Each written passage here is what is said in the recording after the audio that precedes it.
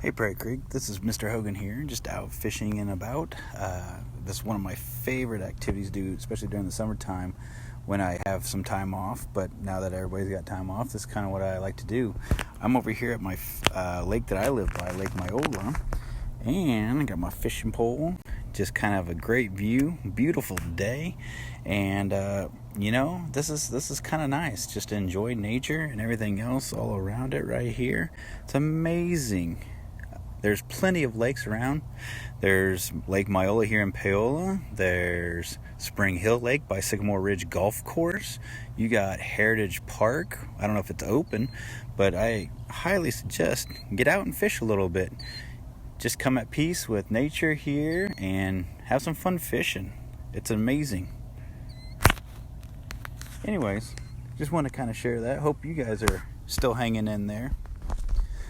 So if you are out and about and kind of curious about fishing, I just got a new fishing pole from one of my favorite local places that I go to quite often, and I got it for $15, which was kind of awesome. Real nice, easy way to get involved with fishing. You don't need much more than a bobber and some worms and stuff, which you might be able to dig out of your backyard. But I'll show you how to tie one of the simple knots that my dad taught me to use, and some stuff that I kind of have in my tackle box. All right, Praggers, this is how we're gonna tie just a very simple knot on to get you started here. Going to put the fishing lure or fishing line right through here. You're gonna pull it back up or right around, just like that. Now we're gonna twist it, okay? We're gonna give it a few twists. I like to give it about 7 or 8 twists. Around. That's what kind of works on your fine motor skills. Now, you'll have a small loop right down here by where you're connecting it, and you're going to feed the end of your line through that. Hold the end. Now, don't pull tight yet. Slide, push this part down until it's almost to the whatever you're tying off to, and then you can pull tight, and now you got a nice little knot. That's kind of what my dad showed me for a real simple, easy knot right there.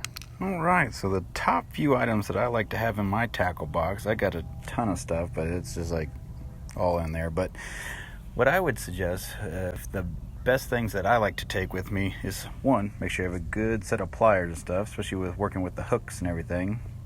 Sometimes they're a little tough to get out of there, so I can get the hook out of the fish's mouth and release them. I catch and release, although I do like eating fish, but I like to catch and release.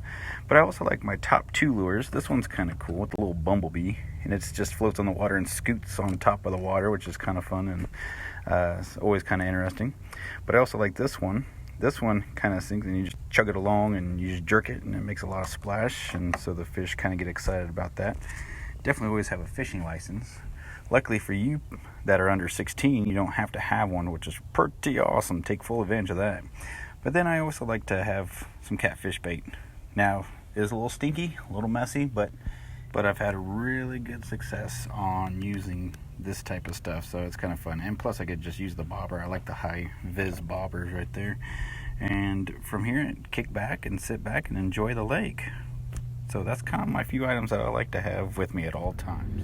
Just want to make sure everybody's still doing okay. I just want to share kind of some of my experiences that I've been having this week so far. Lovely weather, so hopefully you guys are still getting out and about, which some of you seem to be. I love the videos you guys and gals are all sharing with me. It's awesome to see my students out and about, moving and grooving out there. So keep it up, Prairie Creek. But most importantly, stay safe, stay healthy, stay active.